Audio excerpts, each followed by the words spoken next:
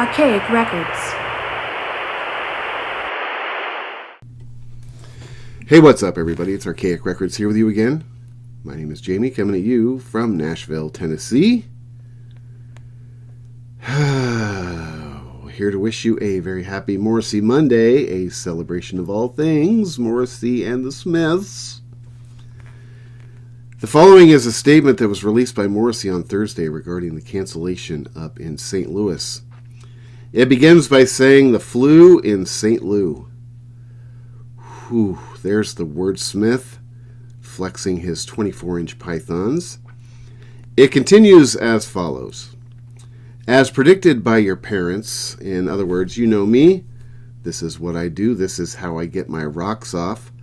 Despite the fact that I have achieved a level of both fame and stardom that far exceed the wildest dreams of most people, at the end of the day, I am still a cold, miserable wretch. And, you know, the only joy I can fabricate in my empty life is by spreading around a little of my misery, trying to make others as unhappy as I am. I apologize deeply. Tongue firmly planted in cheek there, I believe. But it's negative 44 degrees outside. There's that irreverent British wit. Now, I don't know what you were expecting, Steve. I thought that you were always the smartest guy in the room. But yes, January in St. Louis can be a little bit uncomfortable. Need I remind you? You had an opportunity to pass through town last May, my friend, and that was something that you passed on, not us. And everybody is hacking themselves to death. Now, this is where I get a little bit cloudy. Is Morrissey referring to himself? Is Morrissey referring to the people in his band or the people on his crew? Or is he referring to people that he is observing walking out there on the street? At the end of the day, it doesn't matter because this is a lie.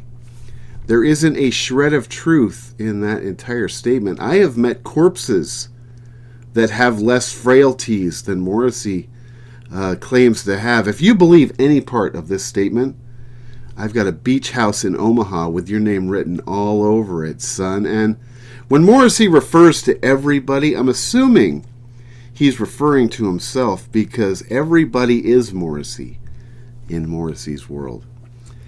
And I am regrettably human. Well, that's debatable. And shut up, you self-important windbag. I am doing my small and pathetic best. At least we agree on that part. The part about you being pathetic. From tomorrow, Atlanta is our mantra. Of course, Atlanta got canceled on Saturday. So, you know, I hate to do this to you, Steve, especially so early in the morning, but I do believe a trip to the old woodshed is once again appropriate now.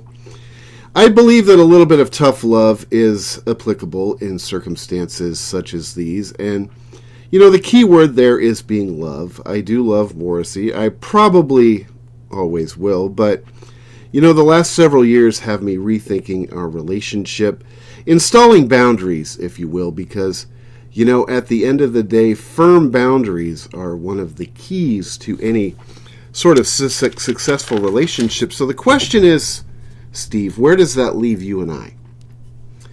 Here I am, a man in his 40s, a chump, a toad, somebody that despite your deplorable track record is still willing to purchase tickets, take time off work, and travel 6 hours just for an opportunity to watch you begrudgingly labor your way through a set as if it was offered to you as some part of a plea bargain.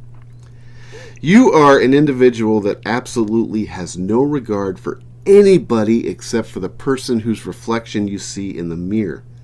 You are an artist that has utter disdain for his fans. My question is, why are you here?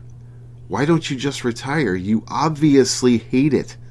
On the rare occasions you show up, you look positively miserable. I would actually believe that you were being held at gunpoint.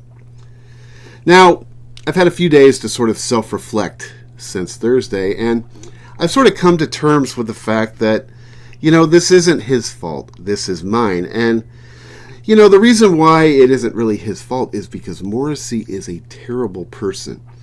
And this is something that he's never really tried to hide from. In fact, I think that he relishes it. I think that Morrissey is the type of character who starches his trunks when he thinks about how many times he has screwed people over. I mean, Morrissey is the type of person I firmly believe would steal a nickel off of a dead body. So why is it my fault? It's my fault because I believe that if somebody is persistently kicking you in the seeds and yet you continually open yourself up for them to kick you in the seeds, at a certain point in time, it ceases being their fault. Morrissey is a serial abuser. The only way to protect yourself from his abuse is to alter the relationship by putting boundaries in place as a form of self-preservation. If you think that I'm being overly dramatic making this analogy, go back and study the psychology between abusers and their victims. This is textbook. I love you. Punch. I'm so sorry. I would never do that again. You know that's not me. Punch. Why do you make me do this? This is your fault. You know I'm not like this. You're the one that pushes me to this point. Punch. Trust me, I've been there. Don't tell me that women don't know how to drop the gloves, son. So it took me a long time to sort of realize this. I was thinking about this as I was driving home on Thursday. As much as I would love to see 6 more shows, that has been my goal since 2024. Now, I realize that is sort of a pipe dream because in my 30 plus years of fandom, it has taken me that long just to get to 14 shows. So I realized that wanting to make it to 16 more shows between now and whenever it is that either Morrissey retires or, I have enough decency to go tits up, it probably isn't going to happen. And, I've gotten to the point, and I've decided this over the past week, that as much as I would like to make it to 6 more shows, I just don't know that I have it in me. I am certainly not somebody that at this point in time is willing to travel. I am not somebody anymore that is willing to take time off work. If Morrissey is coming to my area in an area that is a reasonable drive there and back in one day, then I will probably make an effort to go out and see those shows. But I am not traveling anymore. I mean, the trust is broken between Morrissey and I. I mean, I hate to say this, but he is somebody that, his word just is not worth a squirt of piss. I mean, I believe that Morrissey literally has no integrity, and I think that's the greatest tragedy of this whole thing, because not only does it make him like a crappy person, but it just makes him like a shitty man. All right. I feel better. No more negativity. Archaic Records is a place of positivity. I've made it my goal throughout the course of this channel's history that this is a happy place. This is not a negative place. And I will say this, driving home on Thursday, I was pretty much done. I was over it. My wife and I, we have a fire pit in our backyard, and I was fully intended on Thursday night coming home and having a bonfire of merchandise at my house. But, I've had a few days to think about it. I've had a few days to cool off. This isn't exactly a rare occasion. In fact, I was thinking about that also as I was driving home. If I were going to record an episode bemoaning Morrissey once again standing up his fans, I don't know that Morrissey fans at this stage of the game are necessarily deserving of much sympathy from other people in the music community, because again, this is something that has just happened time and time and time again. And as long as I get my refund, which I haven't yet, I'm sure that I will get over it. I mean, worse things have happened to people. There are worse circumstances to find yourself in. I mean, a burning car is probably not that much fun. Concentration camps, college football games. So yes, there are worse things to happen to you than having to drive a few hours just to have your favorite musical icon, not show up for a show. Now, I will say this, as I will say one of the positive things about this whole Morrissey experience over the last several years is it really has taught me a good lesson in separating the art from the artist, because I am a person that is very much capable of idol worship. If you look around the walls of, this record room, I'm sure you can see photographs of people that you recognize. A lot of photographs of Steve, as a matter of fact, because he is my hero at the end of the day, and I do idol worship him. But it has been a solid lesson in separating the art from the artist, because as disgusting a human being as I think that Morrissey is sometimes, I mean, I've gotten to the point to where I can't even stand seeing him interviewed, because listening to him talk literally makes my flesh crawl. And not to mention his book, which I've read 3 times, and every time I've read his book, it makes me want to take a shower. It is just a hate-filled piece of bile. I think if Hitler read Morrissey's book, he would say, "Walk it back, Steve. Jesus Christ, man." But there's just something about the music. There's something about the vocals and the lyrics and the music that, they provide me with a big part of my life force. I mean, Morrissey music to me is as vital as the very blood that courses through my veins. So, of course, I'm still looking forward to the new record in March. I am very much falling in love with the new single, "Makeup Is a Lie." For me, it was a little bit of a slow burner. It wasn't necessarily a song that leapt right out at me the way Rebels Without Applause did. A few people left comments on my last video saying that they thought that this new song, "Makeup Is a Lie," is superior to Rebels Without Applause. I disagree with that statement, but I think it is a really good song. It has really grown on me over the past week. I've been listening to it in extremely steady rotation since it came out, and it's definitely whet my appetite for the new record. I think if that song is any indicator, I do believe Morrissey when he says that this could be one of the better records that he's done, at least in the last decade. I think I mentioned it on my last video. My expectations, for the new record, I think are reasonable. I would like the record just to be as good as the last few. I'm not asking him to produce, The Queen is Dead, Meat is Murder, Vauxhall and I, Viva Hate, any of those. I mean, just make it as good as Low in High School and Dog on a Chain. Both those records I thought were really good. I did like Dog on a Chain slightly better than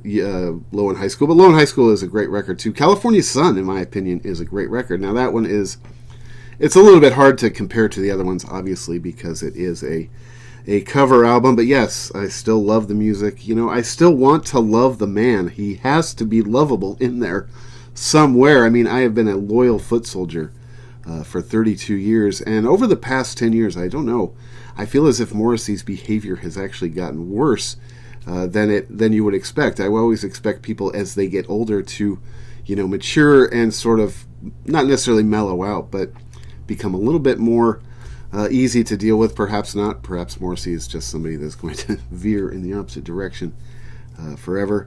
I did go back after the show was canceled on Thursday in St. Louis. Now, this is something I never do before I go to shows, because I do want to go into these shows as ignorant as possible. This was supposed to be my 15th show on Thursday in St. Louis. As I mentioned before, worse things have happened to people than these shows getting canceled.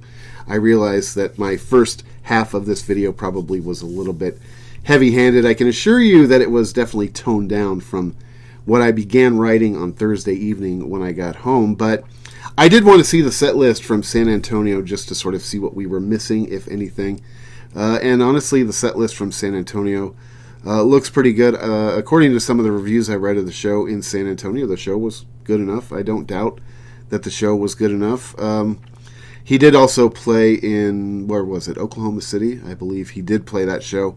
Although the show in Oklahoma City, according to things I read, had some technical difficulties. I don't know if that was venue generated problems or if that was artist problems. I'm not exactly sure. But at least for San Antonio, Morrissey came out and he began the set with "There's a Light That Never Goes Out." That is a song that I love. I never get tired of that song. I never get tired of seeing that song live. I realize that, that is a little bit more of a generic tune within the Smiths sort of canon, but it is one of my favorite songs of all time. I've never met a Morrissey or Smiths fan who won't say that that is one of their favorite songs of all time. After that, he played Billy Budd off of Vauxhall and I. I love that song. There really isn't anything off Vauxhall and I that you can sneeze at. I don't think that there's a single bad song on that album. I really like the song Billy Budd. If I was going to pick one song off of, Vauxhall and I to see live, I don't know that would necessarily be the one, but I love it. There's really nothing I would ever complain about off of Vauxhall and I. After that, he played Alma Matters, which, I've said it before, I shall say it again, because any dead horse worth beating is worth beating beyond recognition. I love Maladjusted. I always have. I loved it when it first came out, and it is a record that I've always loved. I've never really had a down period with that record. Now, that being said, Alma Matters is a song I like. It's a video I like. But at this stage of the game, I feel like this is one of the songs now that Morrissey brings out on every single tour. If it were up to me, I would definitely switch it out for something else on Maladjusted, if nothing else, because I do love Maladjusted. I would love to see the song Ammunition. That's always been my favorite song off of Maladjusted. I don't think I've ever seen Ammunition live. I don't know if he has ever played Ammunition live. After that, he played Suede Head, which is always a crowd pleaser. It's a song at this point in time.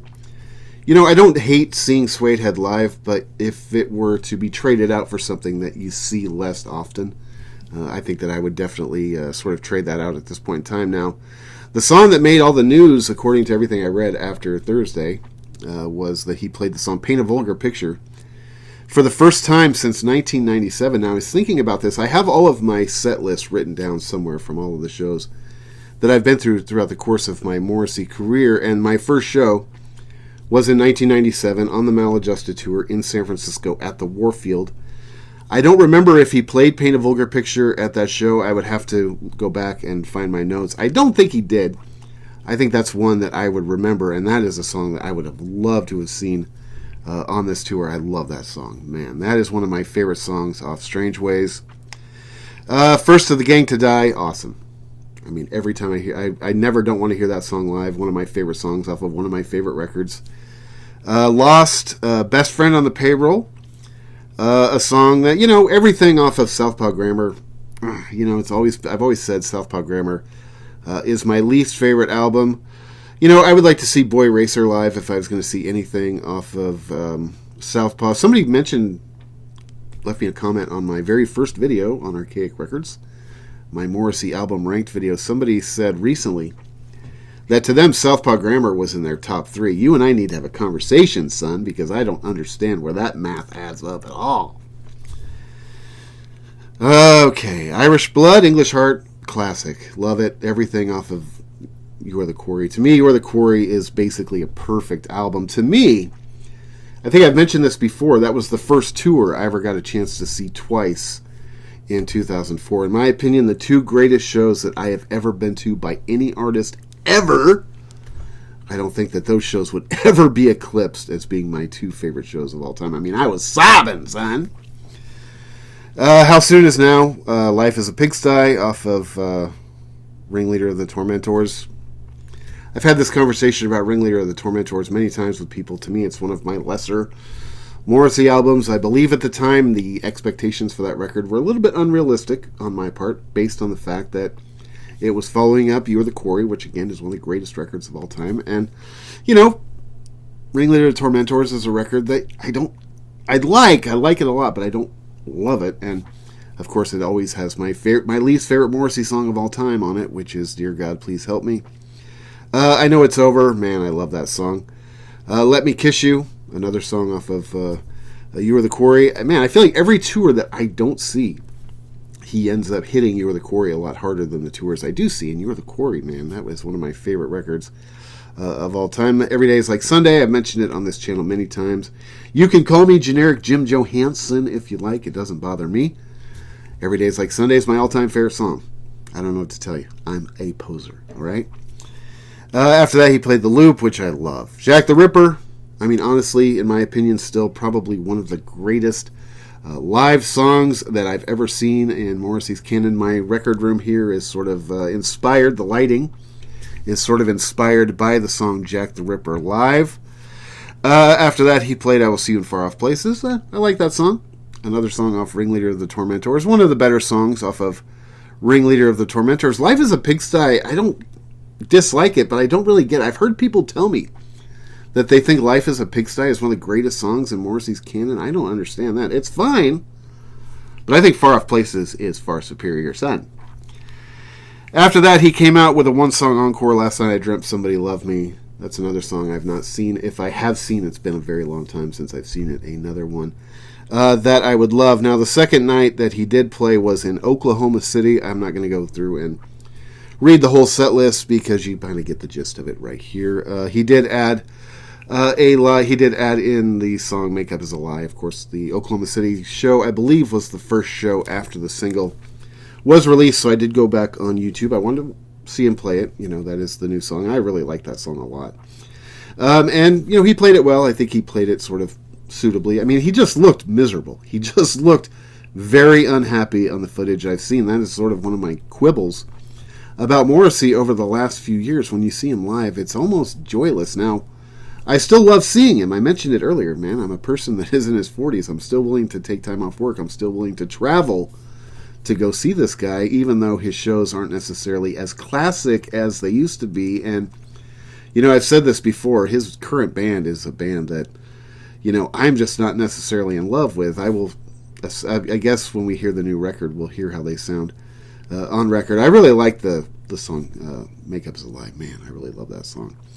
Anyway, I'm not exactly sure what is happening in Florida in regards to the shows down there. I'm assuming that those shows are not going to go off if Morrissey is genuinely ill, which, of course, I don't believe he is, but I will sort of keep an eye open to see if those shows do end up happening. I am going to be curious again to see how he sounds, how he looks, and what the set list is. Anyway, man, thank you so much for checking out this video. This is Archaic Records, generally a pretty positive place. I realize lately when I've been talking about the big dog, I've been doing nothing but throwing rocks, which is not my intention. But my name is Jamie, coming at you from Nashville, Tennessee. Be sure to go out and support your local record store like the Black Rose in Huntsville, Alabama, America's most confusing city. I'm not exactly sure who designed the city of Huntsville, but I'm pretty sure it was the firm of Howard, Fine, and Howard.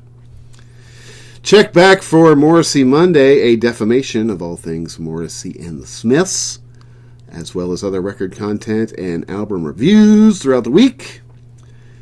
And I think we've done it, man. I think we've gotten through another Monday. I hope you have an excellent week at work, and unless you've got something to add, I think I'm ready to go. So until next time, my friends, talk to you then.